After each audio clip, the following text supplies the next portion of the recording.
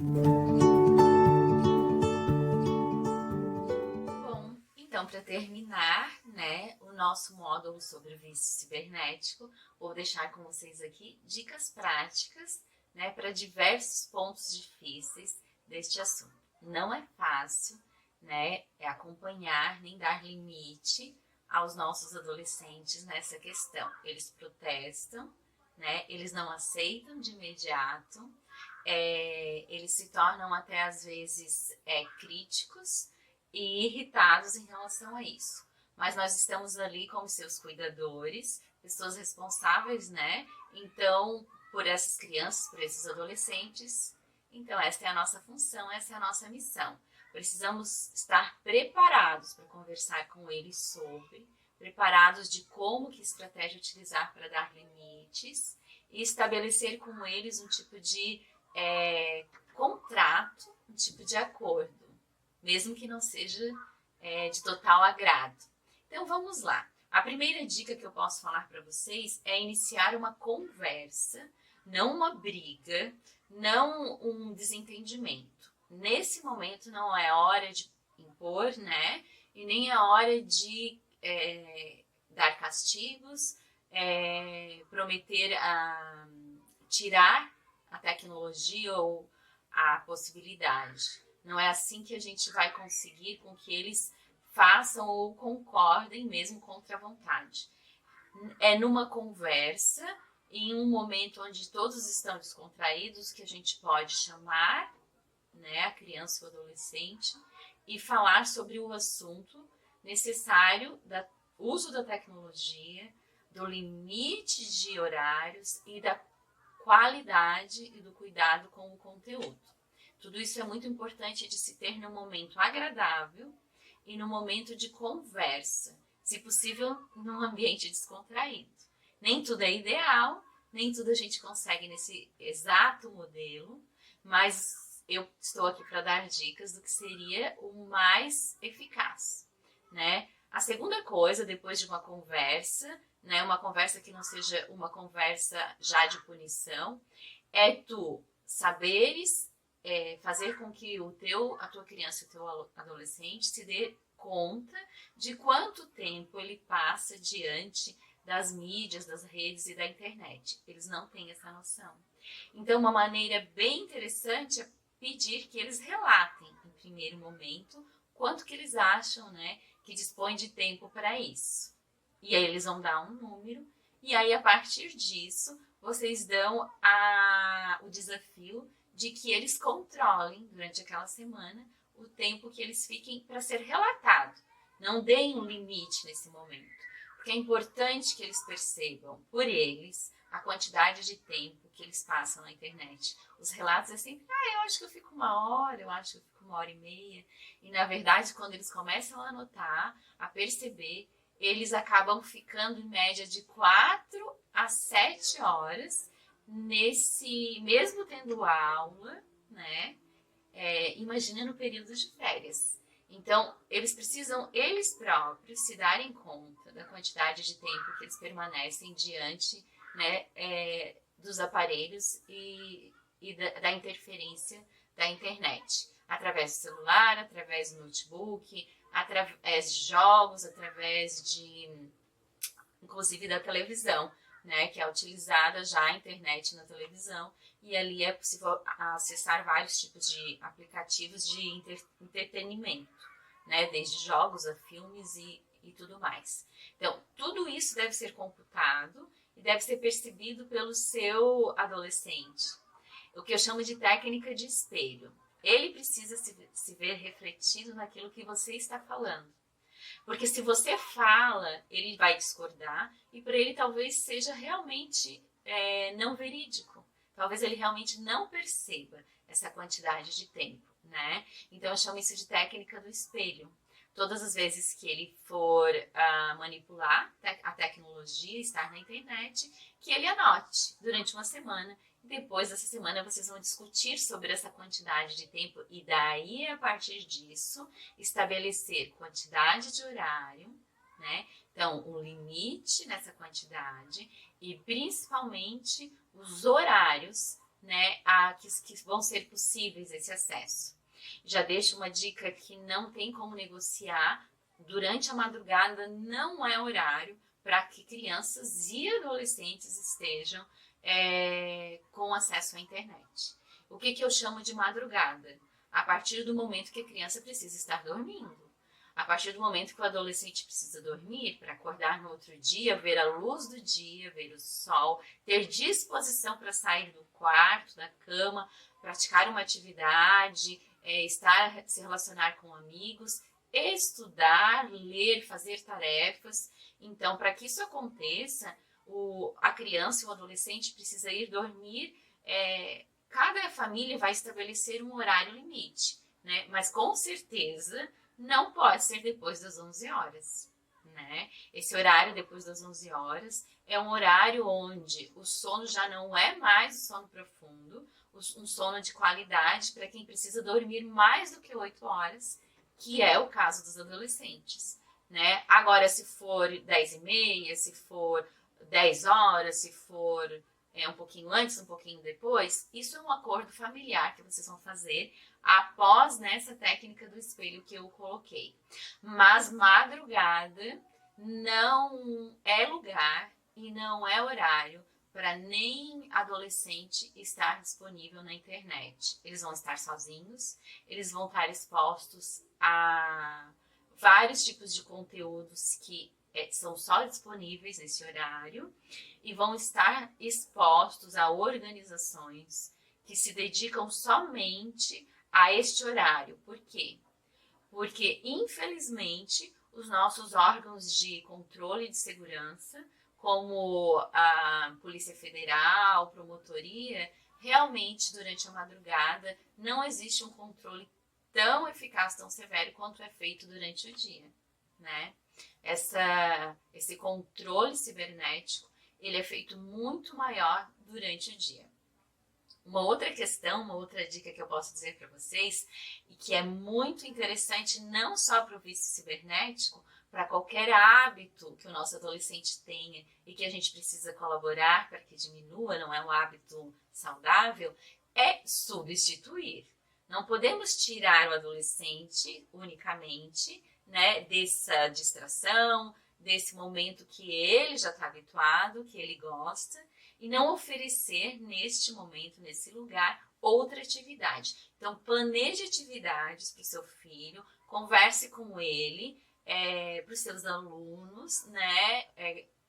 Vocês podem opinar, sugestões de filmes, sugestões de atividades perto da própria casa, encontros com amigos, né, ou com familiares. Enfim, programar atividades tanto durante a semana quanto ao final de semana, possíveis para que eles estejam ocupados com aquilo que é de interesse deles. Uma das questões bem interessantes é buscar com eles o que eles têm afinidade, o que dá prazer a eles, né? Eu não posso dizer, por que em vez de tu ficar na internet jogando, tu não vai fazer um curso de inglês? Seria legal fazer um curso de inglês? Seria. Mas não é uma troca prazerosa, talvez, né? A questão de ocupar os nossos adolescentes, né? Para tirá-los, vamos dizer assim, da frente de um computador, né? Ou da internet. Claro que tem muito a ver com outras atividades prazerosas que eles podem descobrir e vocês também podem estimular, né? Vai depender muito da gente de ajudá-los a descobrir se gostam ou não de música, se querem ou não aprender a tocar um instrumento, se querem aprender a cozinhar, o que é possível fazer, se é possível de ir sozinhos, se precisa que a gente converse, né? Se nós não pudermos levá-los, ou eles podem ir sozinhos. Quais o caminho, o ônibus que precisa ser utilizado, enfim, vai depender muito do empenho dos cuidadores, de propor, ajudar a encontrar essa atividade, né, e planejar, então, para que essa atividade se torne possível. Outra questão é que adolescente precisa colaborar em casa. Ele precisa exercitar essa responsabilidade junto com a família e o local onde ele mora. Ele faz parte daquele grupo.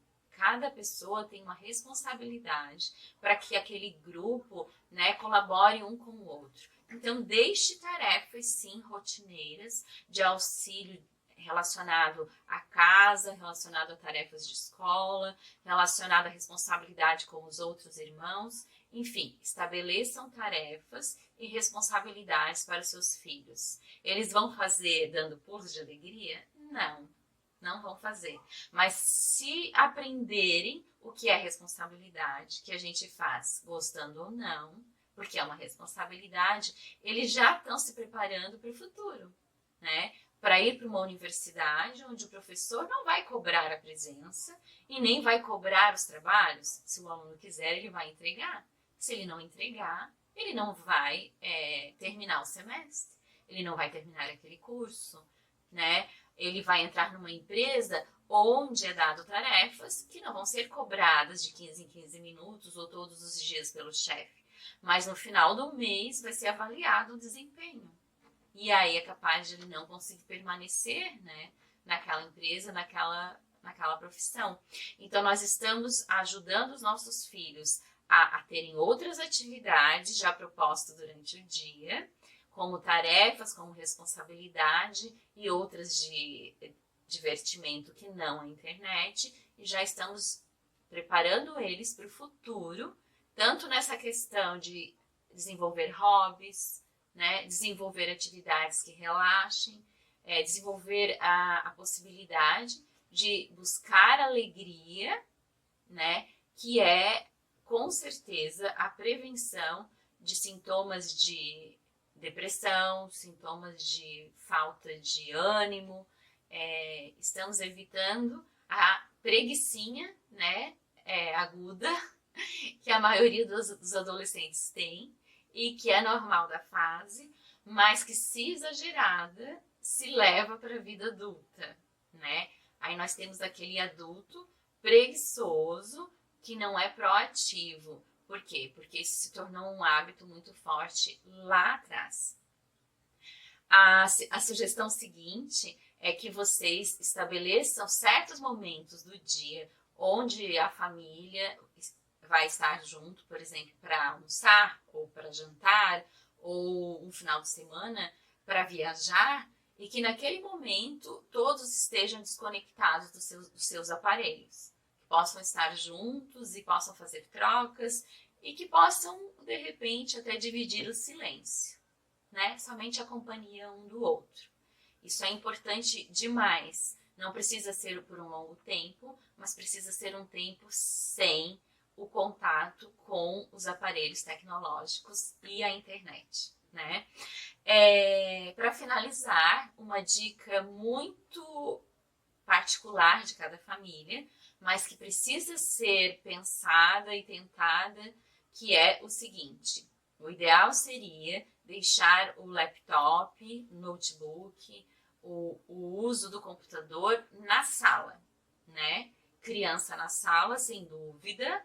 Adolescente, às vezes difícil de mantê-lo, né, com essa questão de utilizar esse aparelho na sala, mas que possa ser feito no quarto, de porta aberta e a tela virada para a porta. Isso não quer dizer que você vai passar vigiando o tempo todo o que ele está fazendo, mas fica a impressão de que a qualquer momento a pessoa que se importa com ele, a pessoa que se preocupa com ele, vai poder olhar, né, o que está acontecendo, onde ele está e que conteúdo ele está tendo acesso através daquela tela.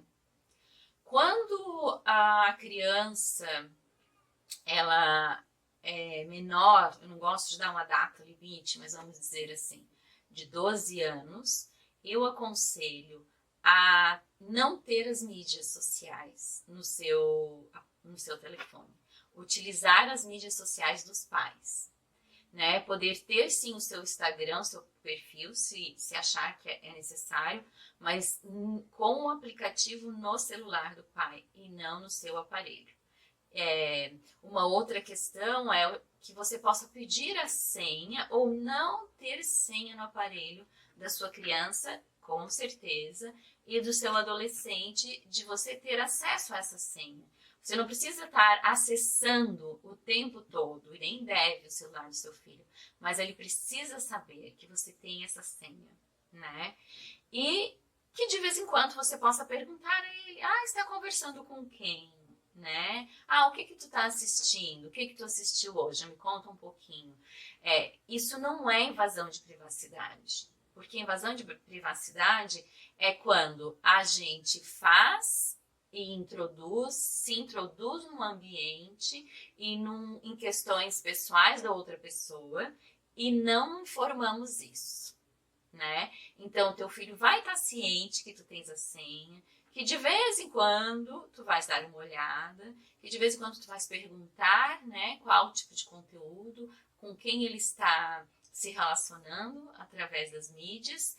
Então, não há invasão de privacidade, também porque a criança e o adolescente, ela é de responsabilidade até os 18 anos dos seus pais, né? Então, eles precisam entender que isso é legalizado, né? Os pais são os responsáveis legais por eles, né? Qualquer coisa que venha a acontecer, os pais vão ter que responder junto, através do que for necessário, de uma instituição, né? de uma escola e tudo mais sobre este adolescente, sobre esta criança. Eles precisam saber disso. Então, por isso, não há invasão de privacidade, não precisamos estar constrangidos por causa disso, desde que seja feito de uma maneira leve, né? E não de uma maneira rígida, sobre crítica, sobre punição,